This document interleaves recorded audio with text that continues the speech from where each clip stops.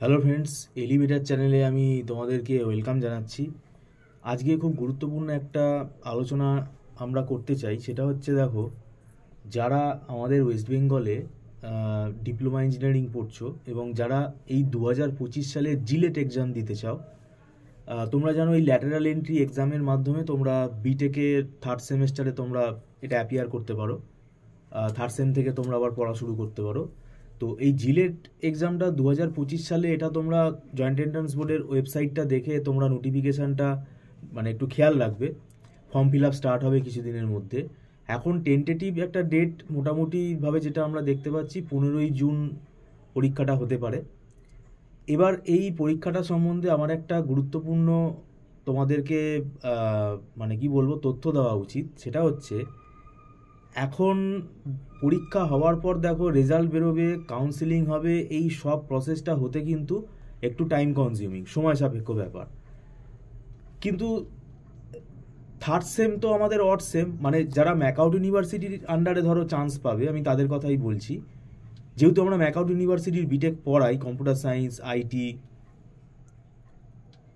পরীক্ষা অড সেমেস্টারের যদি ডিসেম্বর মাসে হয়, ডিসেম্বর মাসে অড সেমেস্টারের পরীক্ষা হয়, এটা স্বাভাবিক। কিন্তু সেটা যদি চেঞ্জ হয় সেটা ইউনিভার্সিটি জানাবে। কিন্তু আমরা ডিসেম্বর মাস ধরেই যদি চলি, যদি ডিসেম্বর মাসে পরীক্ষা হয় থার্ড সেমের, তাহলে তুমি কিন্তু সময় পাবে না।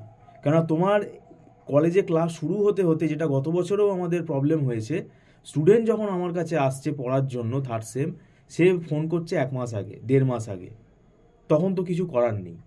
সেটা ব্যাপারটা তাহলে আমরা যেটা বলতে চাইছি যে জিলেট এক্সামটা হয়ে যাওয়ার পর থেকেই কিন্তু তোমরা পড়া শুরু করে দাও। মানে জুন মাস না হলেও অন্তত জুলাই মাস থেকে তোমরা পড়া শুরু করে দাও, না হলে কিন্তু তুমি সিলেবাস কমপ্লিট করতে পারবে না। এবং পার্টিকুলারলি আমরা এখানে কম্পিউটার সায়েন্স আইটি ব্রাঞ্চের স্টুডেন্টদের পড়াই, যেহেতু ম্যাকআউট ইউনিভার্সিটির বিটেক যেহেতু আমরা পড়াই, তো সেক্ষেত্রে এই থার্ড সেমেস্টারে ম্যাকআউট ইউনিভার্সিটির বিটেকে যে থার্ড সেমটা আছে সিলেবাস, সেই সিলেবাসটা কিন্তু তোমাদেরকে ইমিডিয়েটলি দেখে নেওয়া উচিত এবং সেটা পরীক্ষা হয়ে গেলে কিন্তু পড়া শুরু করে দেওয়া উচিত। না হলে কিন্তু তুমি সময় পাবে না, থার্ড সেমের পরীক্ষার পড়ার সময় তুমি একদমই পাবে না। কারণ তুমি যদি কলেজের অ্যাডমিশন প্রসেসের জন্য যদি তুমি ওয়েট করো, তাহলে কিন্তু সেটা অনেক সময় লেগে যাবে। সেই কারণেই আমি বারবার বলছি, এক্সাম হয়ে গেলে পড়া শুরু করে দাও, সেটা যে টিচারের কাছেই হোক না কেন। কারণ থার্ড সেমেস্টারের পরীক্ষা যদি ডিসেম্বরে হয়, কারণ আমাদের একটা ফেস্টিভ্যাল সিজন থাকে, তখন কলেজ ছুটি থাকে, আমাদের ইনস্টিটিউটও ছুটি থাকে, তো সেক্ষেত্রে কিন্তু একটা অসুবিধা হয়ে যাবে।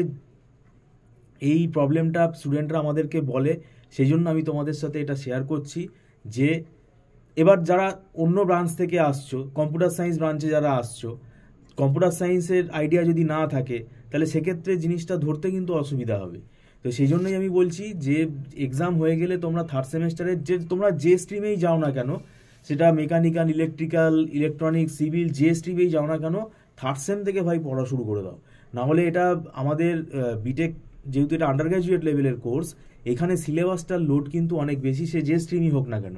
তো সেই জন্য আমি বলছি থার্ড সেমেস্টারের পড়া কিন্তু শুরু করে দাও, দরকার হয় এখন থেকেই তোমরা সিলেবাসটা অন্তত দেখা শুরু করে দাও। এবং যারা পার্টিকুলারলি ম্যাকআউট ইউনিভার্সিটির আন্ডারে চান্স পাবে, তাহলে সেক্ষেত্রে ম্যাকআউট ইউনিভার্সিটির ওয়েবসাইট থেকেও তোমরা সিলেবাসটা এখন থেকেই দেখে রেখে দিতে পারো। নাহলে কিন্তু খুব অসুবিধা হবে, সময় পাবে না, পড়ার টাইম একদমই পাবে না।